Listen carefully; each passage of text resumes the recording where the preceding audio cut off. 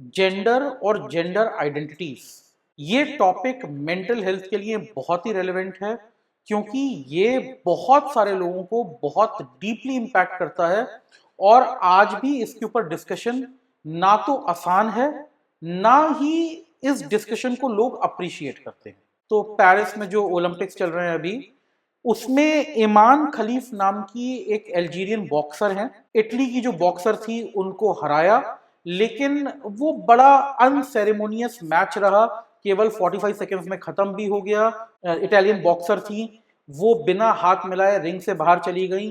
तो इसके ऊपर भी काफी बातें हुई कि क्यों इन्होंने ऐसा किया, क्या स्टेटमेंट था, क्या कोई मैसेज दे रही थी वो।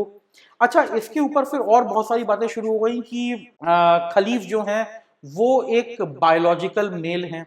हमारी जो ट्रेडिशनल अंडरस्टैंडिंग है शायद जेंडर की, वो ये है कि जेंडर एक बिल्कुल बाइनरी चीज है, या तो कोई मेल है या फीमेल है। अच्छा, इसमें भी फिर ट्रांसजेंडर्स का इशू है। तो थोड़ी तो हमें अंडरस्टैंडिंग हुई, भले ही हमारी इसके को लेके कोई एक्सेप्टेंस नहीं आई, लेकिन कम से कम हमें अवेयरनेस तो हुई कि भाई फिजियोलॉजिकली भी जेंडर केवल मेल या फीमेल नहीं होते, फिजियोलॉजिकली भी एक थर्ड जेंडर हो सकता है। अच्छा, अब अगर ईमान खलीफ के बारे में बात करूं तो यहां पर बायोलॉजिकल एक मसला अलग है। इनको एक बहुत ही रेयर कंडीशन है जिसमें इनके बॉडी में एक्स वाई क्रोमोसोम्स और टेस्टोस्टेरोन का लेवल वो है जो टिपिकली मेल एथलीट्स में देखा जाता है। When she was born, she was physiologically a female. तो देखिए, फिजियोलॉजिकली मेल फीमेल के अलावा जेंडर हो सकते हैं, बायोलॉजिकली हो सकता है, and it can even be a personal choice. Gender जो है जरूरी नहीं है कि वो केवल फिजियोलॉजी या बायोलॉजी से डिटरमाइन हो। अगर किसी का प्रेफरेंस अलग है, जिसे हम लोगों ने क्रॉस ड्रेसिंग के नाम से भी कई बार हम बोलते हैं, जानते हैं। somebody might be born male, उनके अंदर जो हॉर्मोन्स हैं, जो उनके क्रोमोसोम्स हैं, वो सारे मेल वाले हैं, लेकिन उनकी प्रेफरेंस फेमिनिन जेंडर को लेके है। तो it's not even about physiology और biology, it's about a choice. Gender जो है ना, ये जितना हम इसे ओवर सिंप्लीफाई कर रहे हैं, शायद ये उतनी ओवर सिंप्लीफाइड चीज नहीं है।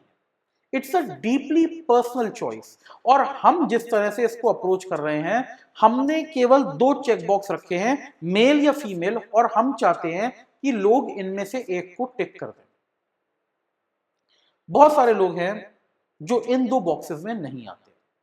बहुत सारे लोग हैं जो जेंडर फ्लूइडिटी एक्सपीरियंस करते हैं, उनका तो कोई एक फिक्स जेंडर ओरिएंटेशन भी नहीं है। ये भी एक वेल नोन सिचुएशन है, ये भी एक वेल नोन कंडीशन या चॉइस, जो भी आप बोलना चाहें, है। ऐसे में अगर सोसाइटी में एक्सेप्टेंस नहीं आती कि gender is a fluid thing या gender is a more complicated issue, तो बहुत सारे लोगों को या तो अपनी ट्रू जेंडर आइडेंटिटी छुपानी पड़ती है, या अगर वो लोगों के सामने आ जाती है तो उन्हें बहुत ज्यादा बैकलैश फेस करना पड़ता है। हम जिस वर्ल्ड में रह रहे हैं, जो अवेयरनेस का लेवल है और जो साइंस का एडवांसमेंट है, इन सबको देखते हुए कम से कम हमें जेंडर के ऊपर और उसकी डेफिनेशन के ऊपर एक बार दोबारा बात करनी चाहिए। जिस तरह से हम चीजों को डिफाइन करते हैं, कोशिश करनी चाहिए कि इसमें थोड़ा सा चेंज आए,